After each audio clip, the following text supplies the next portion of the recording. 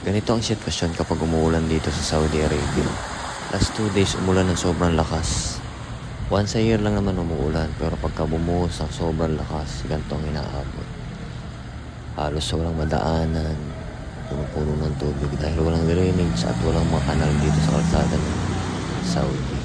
Halos bahain na ang buong damam. Naghihintay kami ng service papauwi kaso mukhang na-stranded dahil sobrang baha, traffic, at walang madaanan ng mga sasakyan. Halos nag-iikutan ng mga sasakyan to dahil hindi makatawid sa sobrang taas ng tubig.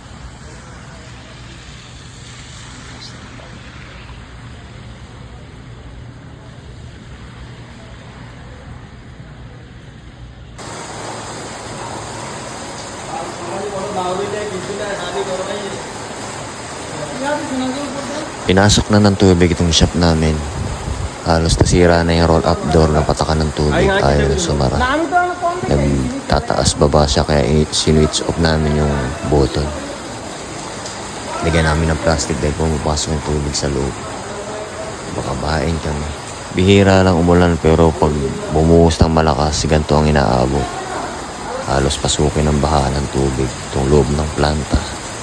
Sobrang lakas ng ulan.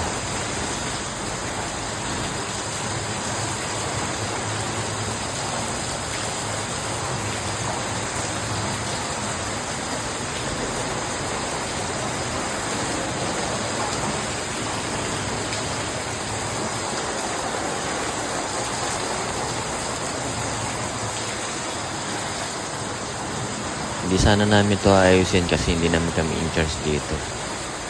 Kaso no choice, inayos na din namin, nilagyan namin ng plastic para di makapasok yung tubig. Kasi pag di namin to ginawa, baka kami mapagalitan din kinabukasan. Maulan ng yelo. Maulan ng yelo. Yelo. Sunod na isang araw yung ulit ng napakalakas. Napakaingay sa bubong. Akala ko kung ano nung pumapatak sa bubong. Yung pala yelo. Yelo na maliliit. So, it's meaning na magtataglamig na. Sobrang lamig na. So, yun. Magtataglabig na mga kabayan. Ilabas na natin ang ating mga jacket at ating mga heater.